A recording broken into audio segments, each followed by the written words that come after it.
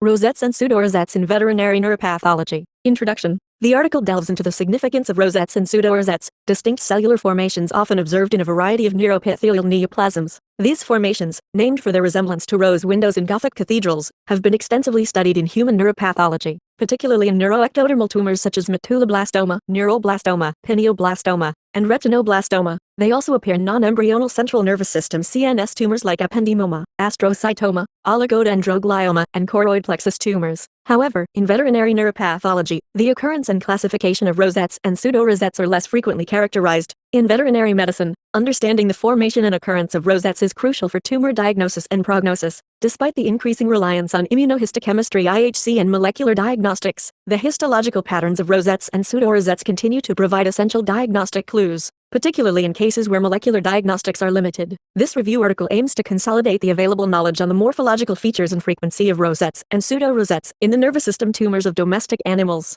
highlighting their importance in veterinary neuropathology. Definitions and terminology. The morphological structure of rosettes consists of neoplastic cells, arranged in a circular or radial pattern, around the central core. The core may consist of various components such as neuronal cell processes, empty lumens, or in the case of pseudorosettes, blood vessels. Rosettes, the arrangement of neoplastic cells around a central core that may be empty or filled with neuronal structures. Examples of different types include Homerite rosettes. These are neuroblastic rosettes, seen in meduloblastomus and neuroblastomus, where the core is composed of a mesh of neuronal processes. Flexner-Winterstein rosettes, found in retinoblastomas. These rosettes have an empty lumen bordered by neoplastic cells mimicking retinal development. Ependymal tubular rosettes. These consist of cells forming a tubular structure around an empty lumen, often associated with ependymomas. Pseudorosettes. Neoplastic cells arrange themselves in a radial fashion around a central blood vessel, as opposed to a central neural process or lumen. Pseudorosettes are frequently observed in ependymomas, astrocytomas, and some peripheral neuroblastomas. The distinction between rosettes and pseudorosettes is essential, as the presence of these formations provides valuable insight into the cell lineage and tumor differentiation.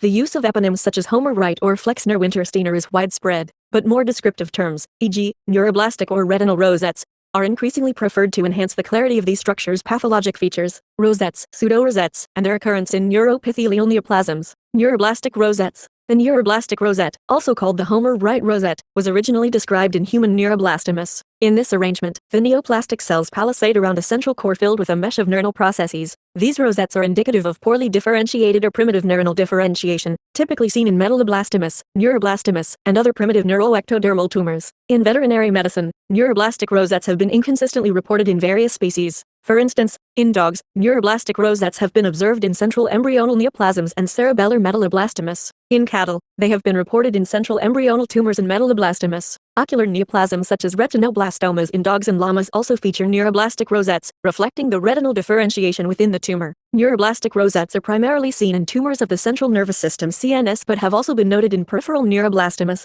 further emphasizing their role in neuronal differentiation. However, despite their diagnostic utility, the mechanism behind their formation is not fully understood. Retinal rosettes. The Flexner-Wintersteiner rosette, often referred to as the retinal rosette, was originally described in human retinoblastomas. These rosettes are characterized by neoplastic cells surrounding an empty lumen, which mimics the architecture of the retinal photoreceptor layer. The presence of these rosettes suggests a retinal origin or retinal differentiation within the tumor. In veterinary medicine, retinal rosettes are frequently described in ocular tumors, particularly in canine retinoblastomas, equine medulloepitheliomas, llamas. In cases of ocular retinoblastomas, retinal rosettes are also noted in olfactory neuroblastomas, particularly in dogs and cats, further highlighting the cross-tissue expression of these structures in various neuroepithelial neoplasms. The formation of florets, a variant of the retinal rosette, reflects photoreceptor differentiation and is typically seen in retinoscytomous and less aggressive ocular neoplasms. In veterinary pathology, florets have been described in canine retinoblastomas, although their identification remains rare, partly due to the complexity of recognizing photoreceptor differentiation within neoplasms.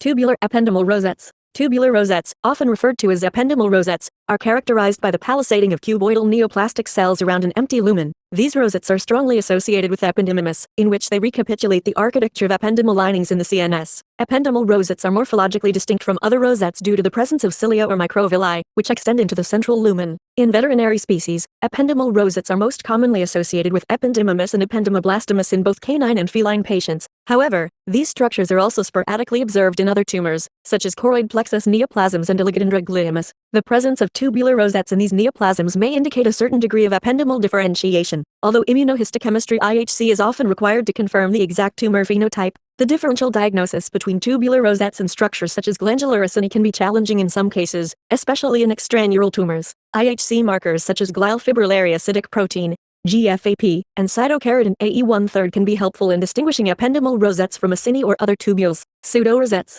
Pseudorosettes differ from true rosettes in that the central core consists of a blood vessel, rather than neuronal processes or an empty lumen. These structures are seen in a variety of CNS tumors, including ependymomas, astrocytomas, and gliomas. In veterinary neuropathology, pseudorosettes are most frequently associated with olfactory neuroblastomas in dogs and cats, peripheral neuroblastomas in multiple species, including cattle and horses. Pseudorosettes are also observed in non-embryonal CNS neoplasms, such as canine meningiomas, choroid plexus tumors, and pituitary gland tumors. The presence of pseudorosettes can provide critical diagnostic information, particularly in cases where histological differentiation between ependymomas and astrocytomas is difficult. Significance in diagnostic neuropathology. While the identification of rosettes and pseudorosettes provides valuable diagnostic clues, the article emphasizes that these structures should not be the sole basis for tumor classification. The use of immunohistochemical markers is critical in veterinary neuropathology, especially for distinguishing between different types of neuroepithelial tumors. For example, synaptophysin and NOIN are useful markers for confirming neuronal differentiation in neuroblastic and retinal rosettes.